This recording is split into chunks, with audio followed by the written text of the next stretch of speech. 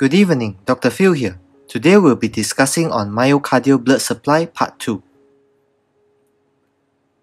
Myocardial oxygen delivery and consumption. Oxygen consumption of an organ refers to the actual amount of oxygen consumed per minute.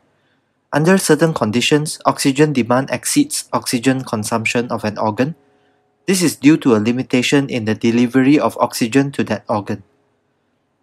Oxygen consumption values for various tissues in mils of oxygen per minute per 100 gram.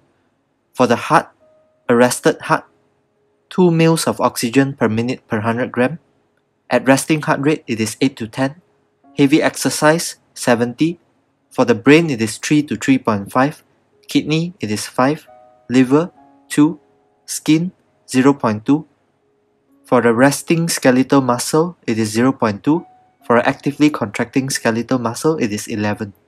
The heart has a wide range of myocardial oxygen consumption values, which depends on the degree of its mechanical activity. MVO2 is used to regenerate ATP, which will be discussed below. Oxygen delivery to the myocardium, measured in mils of oxygen per minute, is determined by coronary blood flow and oxygen content of arterial blood.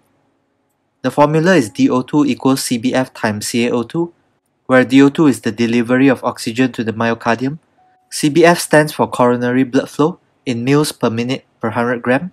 Under resting heart rate, it is 80 mils per minute per 100 gram. It is determined by coronary perfusion pressure and vascular resistance. CaO2 stands for oxygen content of the arterial blood in mils oxygen per mil blood.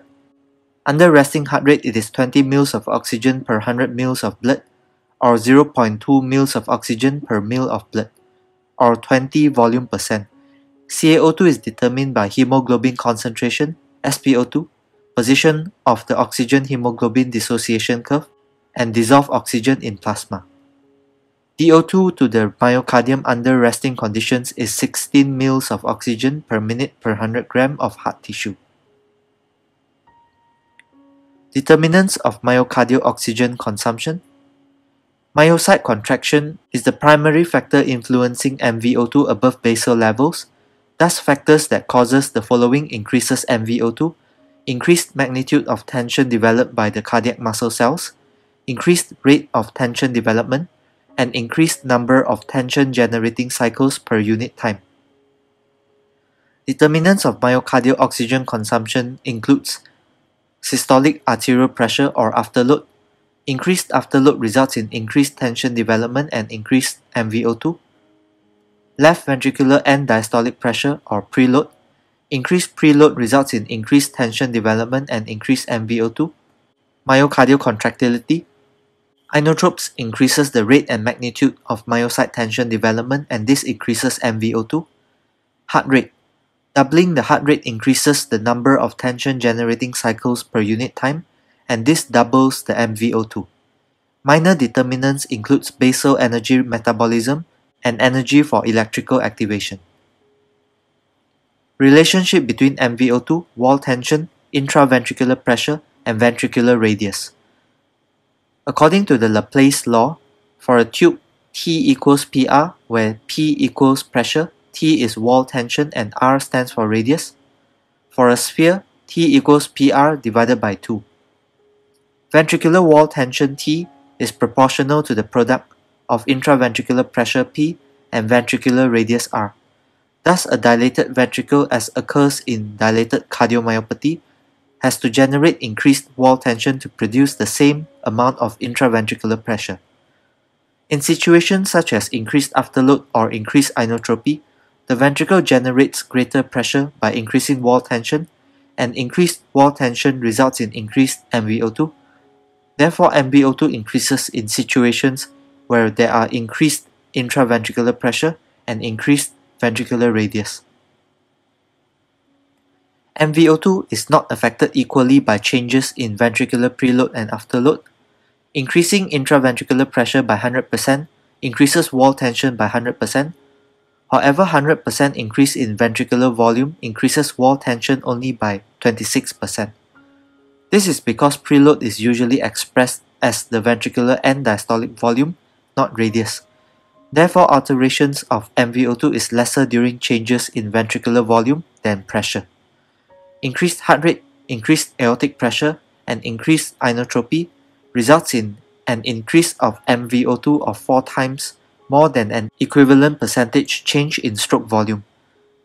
Strategies to reduce MVO2 in the face of inadequate oxygen delivery, for example in coronary artery disease, includes reducing the heart rate, for example by using beta blockers, reducing afterload, for example by treating hypertension, and avoiding lifting of weights, which increases afterload, and reduce inotropy, for example by minimizing sympathetic activation whenever possible, such as using high-dose fentanyl and lignocaine prior to endotracheal intubation. Tension time index refers to the area under the systolic part of the LV pressure time curve. It correlates with MVO2 under certain conditions, for example when contractility was not altered. MVO2 is measured by utilizing the Fick's principle. The equation is MVO2 equals CBF times CaO2 minus CVO2, where MVO2 refers to myocardial oxygen consumption in mils of oxygen per minute per 100 gram. CBF refers to coronary blood flow in mils per minute. CaO2 minus CVO2 refers to the arterial venous oxygen content difference in mils of oxygen per mil of blood. If CBF is 80 mils per minute per 100 gram and the CaO2 minus CVO2 difference is 0.1 mils of oxygen per mil of blood, then the MVO2 is 8 mils of oxygen per minute per 100 gram. Sampling requirements includes catheterization of the coronary sinus to measure venous oxygen saturation, a separate measure of total coronary blood flow, and arterial blood gas sample. Indirect indices such as the pressure rate product can be used to estimate MVO2. Pressure rate product is based on the observation that MVO2 is closely related to ventricular wall tension. One variation of pressure rate product index simply multiplies the aortic systolic pressure by the heart rate.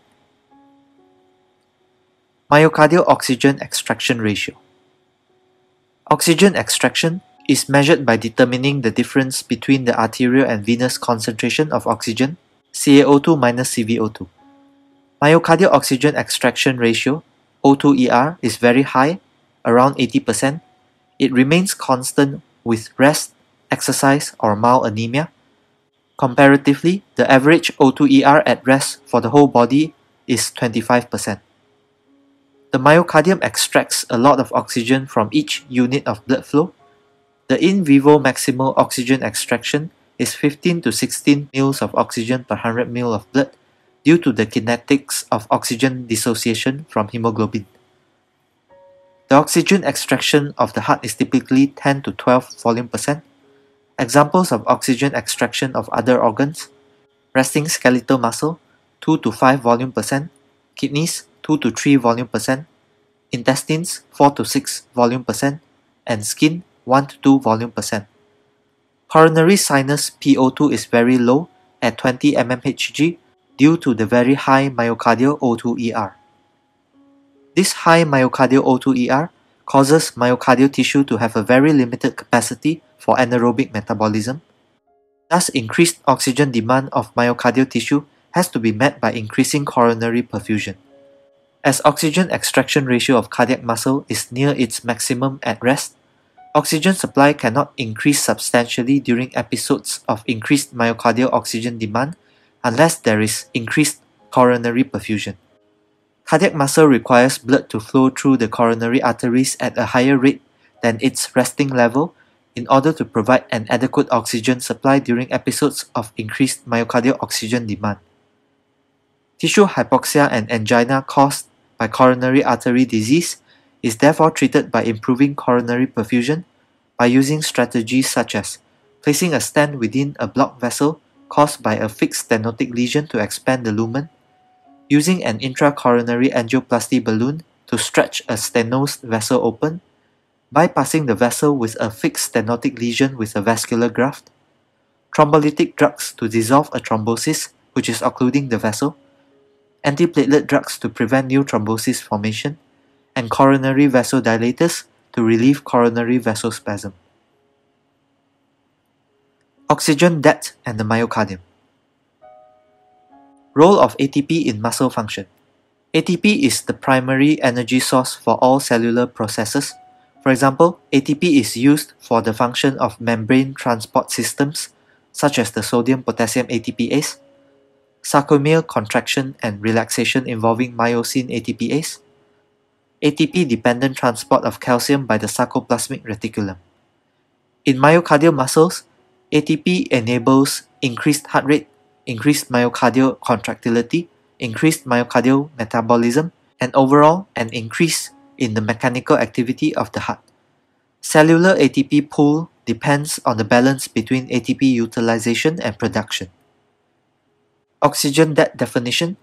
It is a cumulative deficit of oxygen available for oxidative metabolism that develops during periods of intense bodily activity and must be made good when the body returns to rest.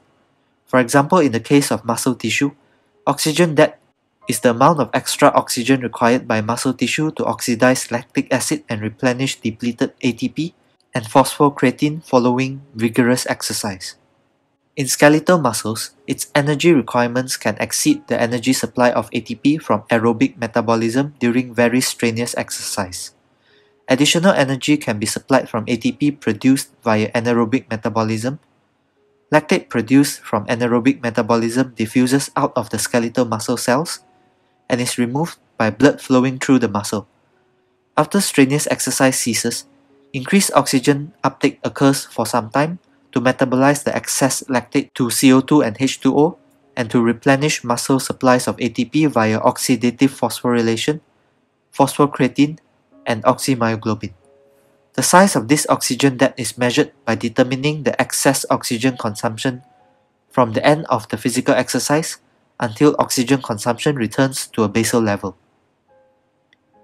For myocardial muscles, they cannot accumulate oxygen debt as almost all energy production is from aerobic metabolism. Energy production from anaerobic metabolism is very limited in myocardial muscles.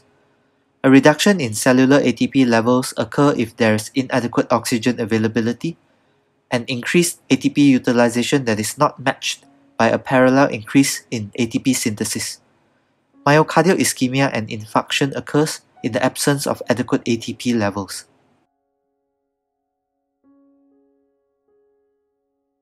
Energy substrates utilized by myocardial muscles to generate ATP.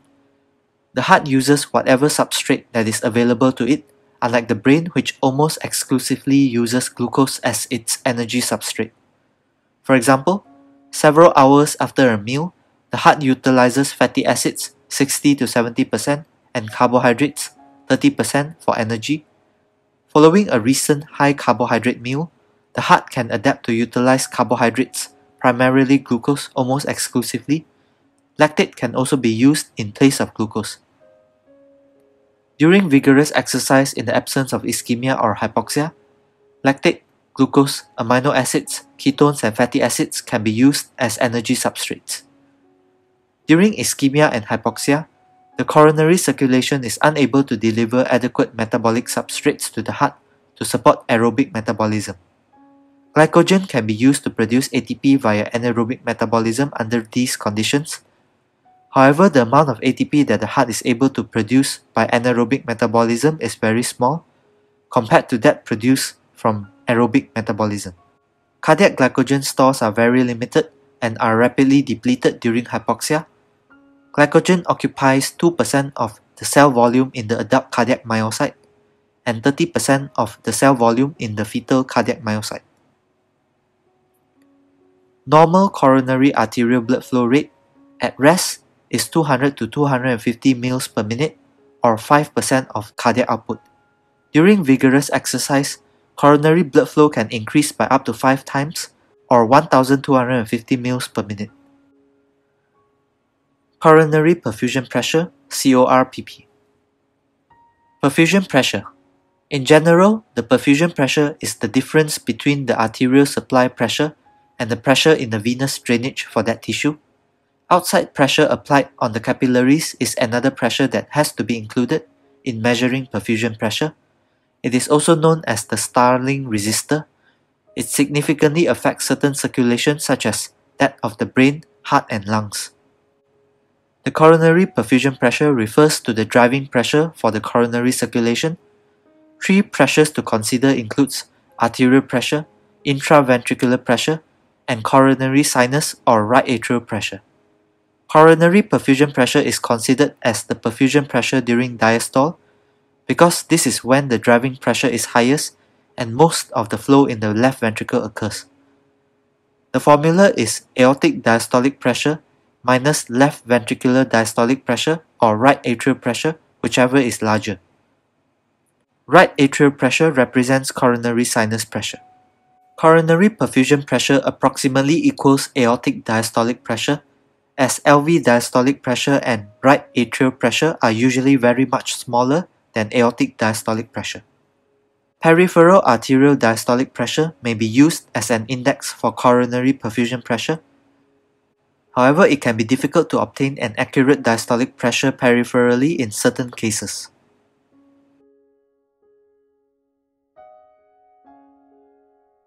Regulation of coronary blood flow. Coronary blood flow is continuously regulated to deliver sufficient quantities of oxygen to meet the changing demands of surrounding myocardial tissue. Autoregulation that couples supply and demand is intact across a wide range of perfusion pressures, MAP 50 to 140 mmHg according to some sources. The epicardium tolerates lower MAP than the endocardium. The coupling between myocardial oxygen supply and demand is very difficult to disrupt. In normal coronary vessels, the increase in coronary blood flow, or active hyperemia, is nearly proportionate to the increase in MVO2. Myocardial oxygen supply and demand mismatch occurs in profoundly low perfusion pressures, irreversible coronary stenosis, tachycardia, and increased left ventricular end diastolic volume or pressure. Coronary steal is a phenomena where vasodilation of non-critically stenosed vessels shunts blood away from fixed diameter vessels, leading to a decrease in coronary blood flow to a susceptible region. Effects of systole and diastole on coronary blood flow. In the left ventricle during systole, subendocardial pressure in the left ventricle exceeds that in the outer part of the myocardium during systole. Subendocardial flow in the left ventricle stops during systole. However, there is still some flow in the outer regions of the left ventricle throughout the cardiac cycle. CORPP equals aortic systolic pressure minus intraventricular pressure in the left ventricle, which is 120 minus 120 equals 0 mmHg. Left ventricle during diastole. Arterial flow occurs through the main coronary arteries only during diastole. CORPP equals aortic diastolic pressure minus right atrial pressure, 80 minus 5 equals 75 mmHg.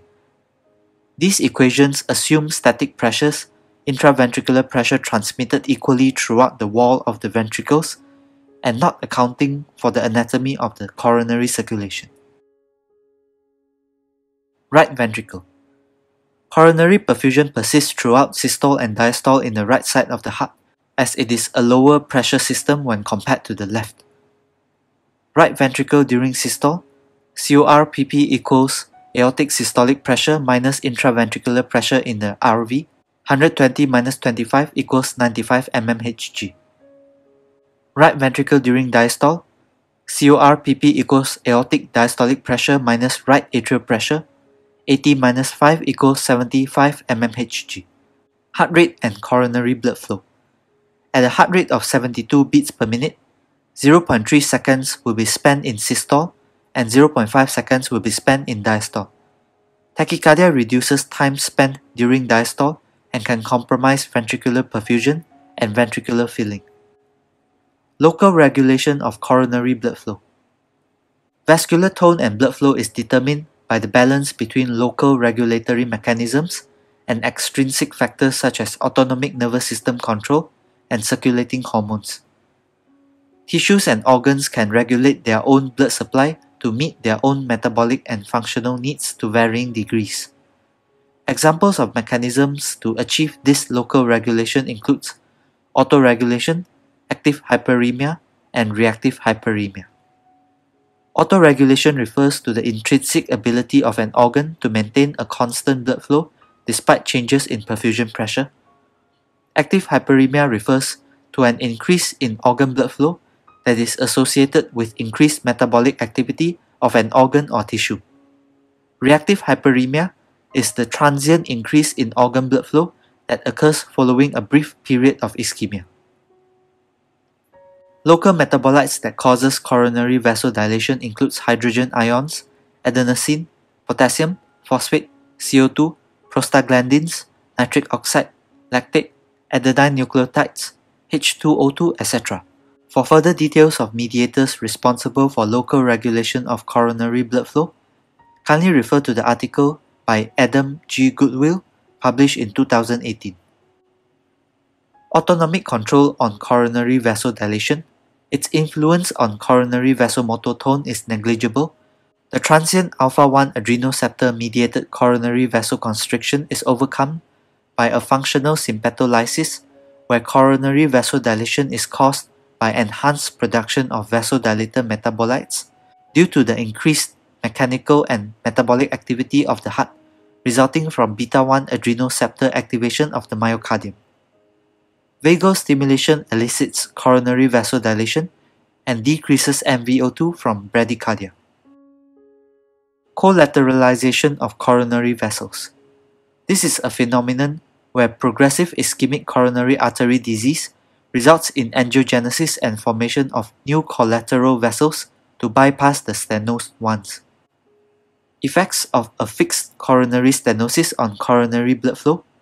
The pressure gradient across the stenosed part of the coronary artery is the main factor determining the rate of coronary blood flow in the presence of fixed coronary stenosis. The main variable that determines coronary blood flow is the caliber of the blood vessels in the absence of a stenotic lesion. These are my references. Thank you.